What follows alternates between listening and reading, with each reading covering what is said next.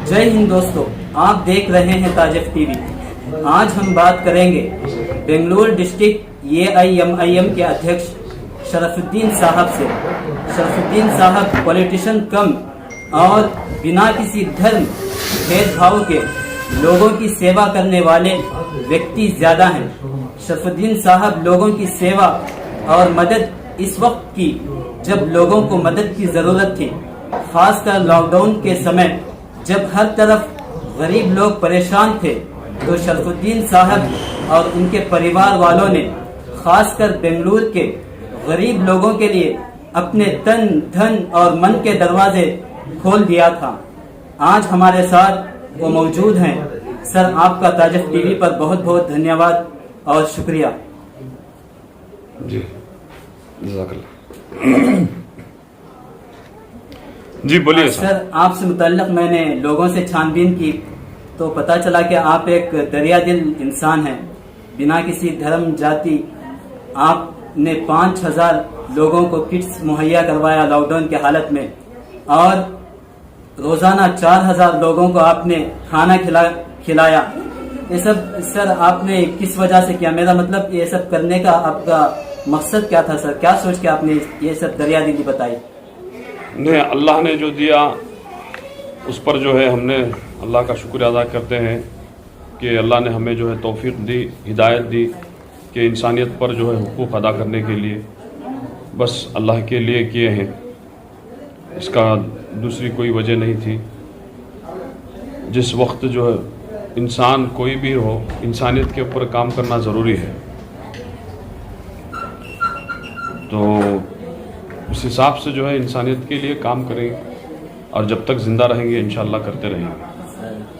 Sir, मेरा पहला सवाल यह है कि आपसे पहला सवाल बहुत कठिन सवाल शायद आपको लगेगा कि लॉकडाउन में जब आप लोगों की सेवा करके और गरीबों को खाना खिलाकर, बच्चों, महिलाओं और बेंगलुरु में फंसे अन्य शहरों के लोगों को इनके गांव भेजने का इंतजाम कर जब थके हारे शाम को घर लौटते थे सर, तो सुस्ताने के लिए थोड़ी देर आराम करने के लिए बेड पे बैठते होंगे और थोड़ी देर के लिए टीवी आप ऑन करके देखते होंगे। तो टीवी में लॉकडाउन की हालत में सिर्फ एक ही चीज बताई जाती थी, न्यूज में वगैरह हम देखा करते थे कि मुसलमानों के खिलाफ अनाप शनाप एंकर बकते थे कि मुसलमानों की वजह से कोरोना फैला, ये मुसलमानों की वजह से वो हुआ, इनसे ये मत खरीदो, वो मत खरीदो, बहुत सारा चलाया गया लॉकडाउन की हालत में।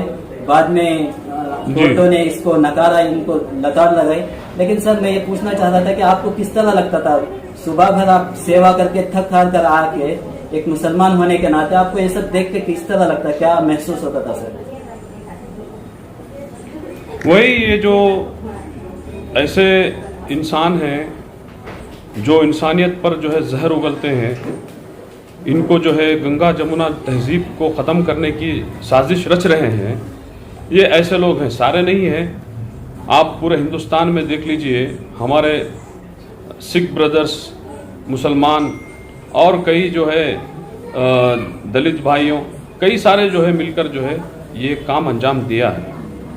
और देखा गया कि आप सिर्फ यहाँ बेंगलुरु शहर में नहीं बल्कि आप हैदराबाद के अंदर आली जनाब बैरिस्टर असदुद्दीन ओवैसी साहब और अकबरुद्दीन ओवैसी साहब, जो हमारा दारुसलाम हेडक्वार्टर है, कि हज़ारों की तादाद में जो है उन्होंने भी वहाँ पर जो है ये राशन किट का हर तकलीफ़ जो है, जो भी हाजतें आई, उसको उन्होंने अल्लाह की तरफ से पूरा किया है। सर, आप एक सियासी पार्टी से हैं तो चंद सवालात सियासी में करना चाहता हूँ। जी, मैंने सुना जब आप रियासत में कर्नाटक में सिद्धरामैया की सरकार थी तो उस वक्त बैरिस्टर असदुद्दीन ओवैसी को आने से यहाँ पे मना किया गया था, लेकिन आपने अंतिम कोशिश करके असदुद्दीन ओवैसी साहब को यहाँ पे लाए और उनका बहुत बड़ा सम्मेलन किया आपने बेंगलुरु में। तो MIM को बेंगलुरु में या कर्नाटक में आपको लाने का वजह और मकसद क्या था सर? किस वजह से आपने MIM को यहाँ पे लॉन्च किया? देखिए, हमने जब से हमने देखा है कांग्रेस के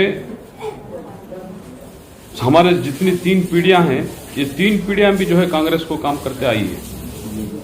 तो 70 साल से हम देख रहे हैं कि सिर्फ कांग्रेस को ही हम मुसलमानों ने वोट दिया है। लेकिन इसके बदले में हमको मिला क्या? वही गरीबी, वही लाचारी, वही जो है वही गुलामी। कौन सी तरक्की कर दी है? माइनॉरिटीज को इन्होंने क्या दिया है अब तक? कहां तक हमारी एजुकेशन को इन्होंने आगे लेकर गए? डेवलपमेंट को कहां तक लेके गए? हर चीज में नाकाम रहे हैं। 70 साल से सिर्फ मुसलमानों को वोट बैंक बना करके इन्होंने इस्तेमाल किया।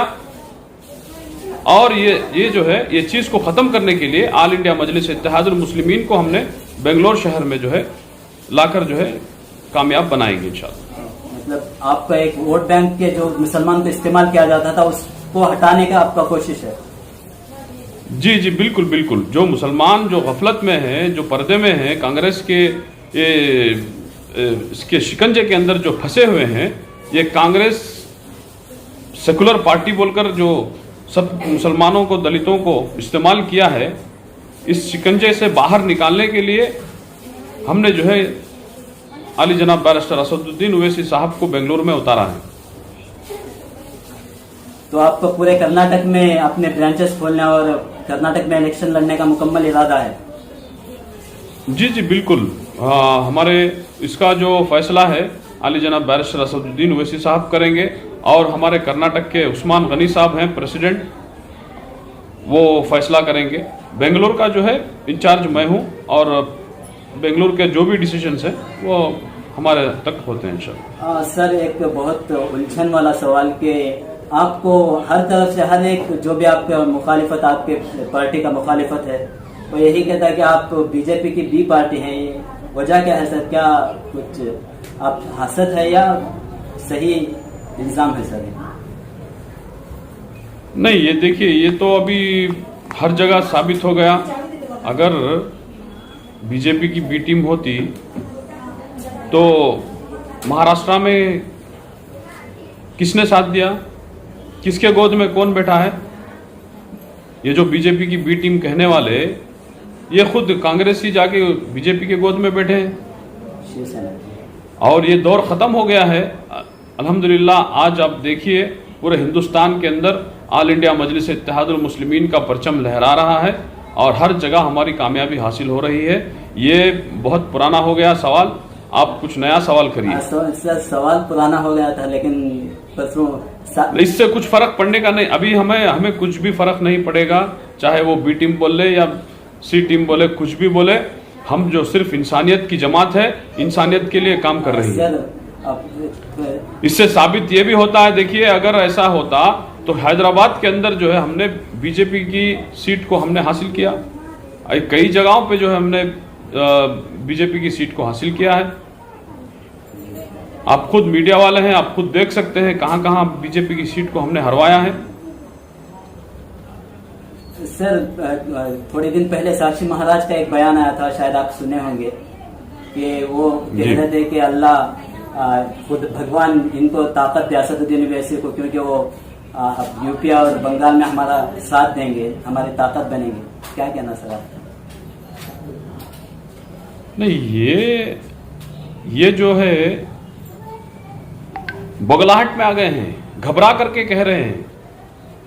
ये जो कह रहे हैं आदि पब्लिक के अंदर जो है इंतशार पैदा करने की कोशिश कर रहे हैं और ये घबराहट हो रही है, उनको परेशान हो रहे हैं। वो हर जगह हमारी जो मजलिस की कामयाबी जो नजर आ रही है उसको खत्म करने की साजिश के लिए ये सब चाल चल रहे हैं।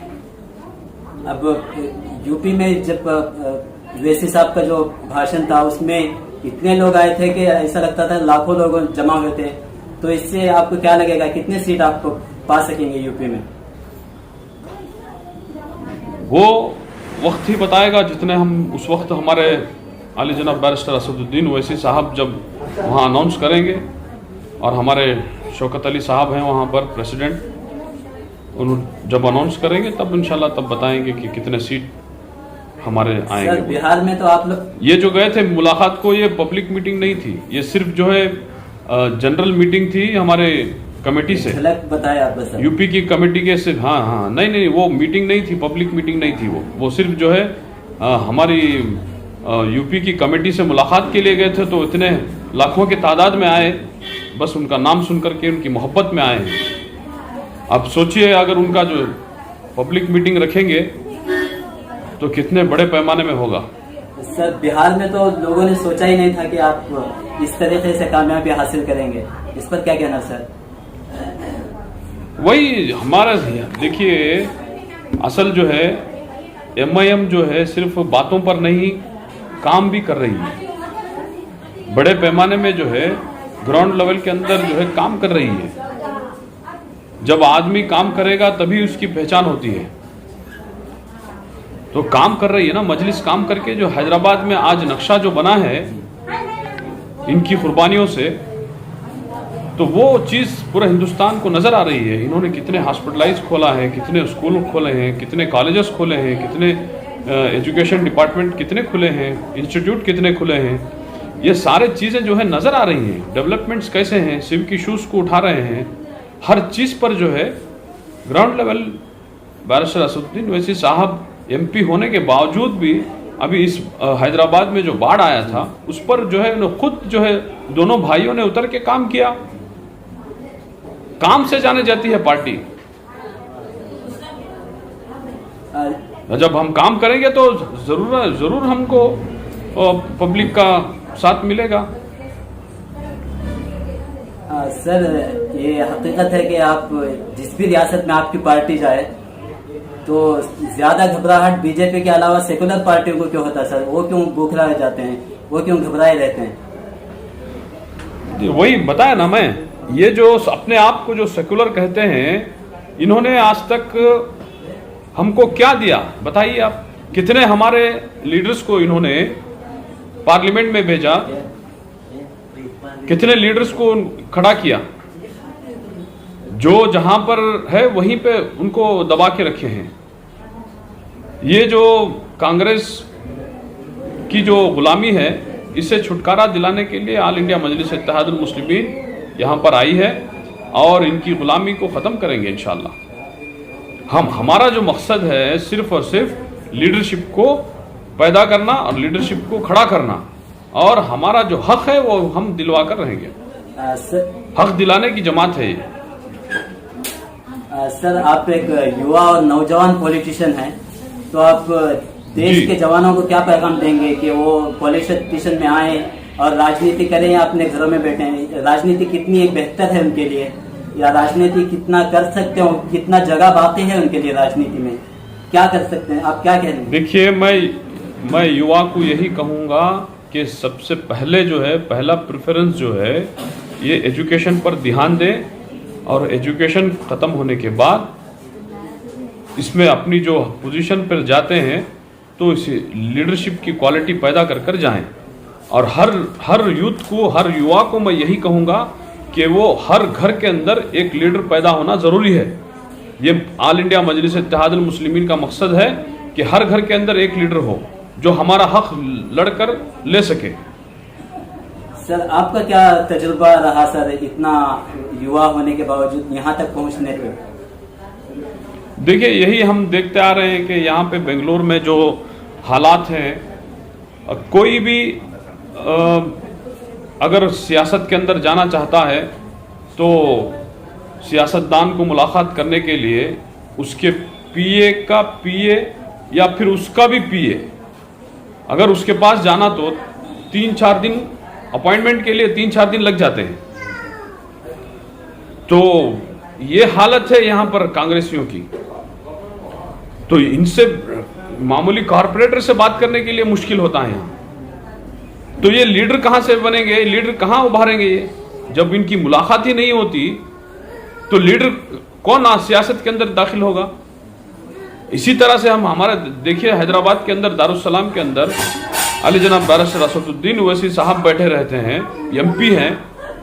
पब्लिक के लिए सुबह के 9 से 1 बजे तक जो है दारुस्सलाम के अंदर पब्लिक के लिए बैठे रहते हैं। उनके बाजू में सारे MLAs बैठे रहते हैं। तो ये होता है असल काम, इसको काम कहते हैं। आवाम के बीच में रहकर के काम करना, इसको जो है लीडर कहा जाता है। अंदर बैठ करके बात करेंगे क्या बनेगा, कौम का क्या भला होगा?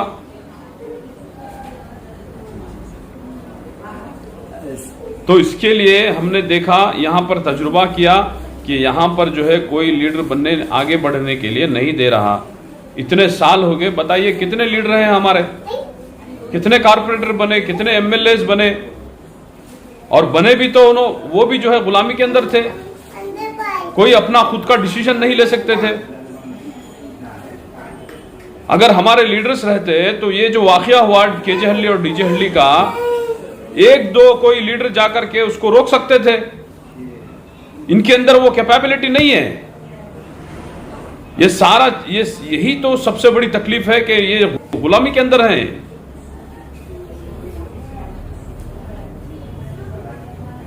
क्यों नहीं रोका गया? मासूम नौजवान 400 450 से ज्यादा नौजवान अंदर हैं। कौन है इसका जिम्मेदार? तो ये सारी चीजें को गौर फिक्र करना पड़ेगा। अगर नौजवान अभी भी अगर उठकर सियासत के अंदर नहीं आए तो आने वाले दिनों में आने वाली हमारी नस्लें जो है गुलामी के अंदर चले जाएगी। तो यही एक सोच थी हमारी कि आने वाले जो हमारी जनरेशन है, उस जनरेशन के लिए कुछ ज़बरदस्त एक प्लेटफॉर्म तैयार करके इनके लिए जो है हम छोड़कर जाएंगे। आप अपने मकसद में कामयाब हुए, हमें यही आशा रखेंगे। सर, आप हमारे चैनल ताजिफ टीवी को देखने वालों के लिए कुछ पैगाम देते तो? मैं यही कहूँगा कि देखिए, हर कम्युनिटी से नौजवान खड़े होकर के पॉलिटिकली आवाज़ उठाएं, पॉलिटिकल के अंदर आएं, सियासी शऊर पैदा करें, सियासी नॉलेज हासिल करें, और जो है हमारे जो हुकूक हैं वो हुकूक को हासिल करने की कोशिश करें। अगर हर घर के अंदर एक लीडर हो गया तो वो जो कारपोरेटर रहता है या कोई एमएलए रहता है तो उसको सवाल कर सकता है कि तूने इतना सैंक्शन हुआ, कितना इधर यूटिलाइज किया। आज कौन सवाल कर रहा है बताइए? हजारों करोड़ों के जो है सैंक्शन करती है गवर्नमेंट, पूरा का पूरा पैसा वापस भेज देते हैं। इनको नॉलेज ही नहीं होता उसको कैसा यूटिलाइज करना है। तो ये सारे चीजें जब हमारी नॉलेज में आएंगी, हमारे नौजवान अगर ये चीजों के ऊपर नॉलेज हासिल करेंगे तो सारी चीजें जो है समझ में आएंगी कि कितना बजट, कितना गवर्नमेंट से हमको सैंक्शन हो रहा है, किस किस पर हम पर कितना सैंक्शन हो रहा है। ये सारे चीजों का अगर नॉलेज हमें हासिल हो जाएगा तो वो जो है सवाल करने वाले हो जाएंगे। जब सवाल करने वाले हो जाएंगे तो हमारे हुकूक हमको मिल जाएंगे। ये चीज है। ऑल इंडिया मजलिस इत्तेहादुल मुस्लिमीन से बस यही है कि हर नौजवान सवाल करने वाला बन जाए, अपने हुकूक को लेने वाला बन जाए।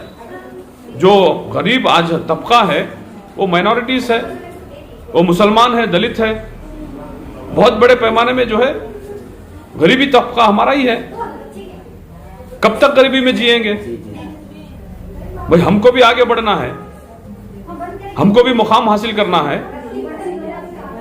तो ये सब जो है सियासी प्लेटफॉर्म से ही हासिल होता है। तो इसके लिए मैं सबसे यही दरख्वास्त है कि सारे नौजवान ऑल इंडिया मजलिस इत्तेहादुल मुस्लिमीन में दाखिला होकर अपने हुकूक के लिए लड़ें और कामयाब बने।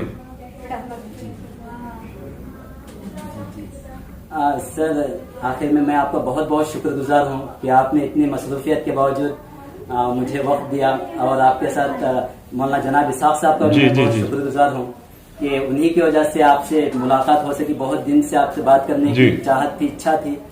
आपसे बहुत बहुत धन्यवाद, शुक्रिया कि आपने वक्त दिया, और इसी आशा के साथ आपसे विदाई दूंगा कि बार बार आपसे बात करने का हमें आप इंशाल्लाह जज़ाकल्लाह। आप लोग के जरिए से ही जो है ऑल इंडिया मजलिस इत्तेहादुल मुस्लिमीन एक मीडिया, सोशल मीडिया हो, ये हमारे जो नौजवान हैं इनके तरफ से जितना भी शेयर किया जा रहा है, जितना सोशल मीडिया में अवेयरनेस हो रहा है ऑल इंडिया मजलिस इत्तेहादुल मुस्लिमीन से, ये भी एक बहुत बड़ी हमारे लिए कामयाबी है। आपका भी बहुत बहुत शुक्रिया। बहुत बहुत धन्यवाद। अस्सलाम वालेकुम।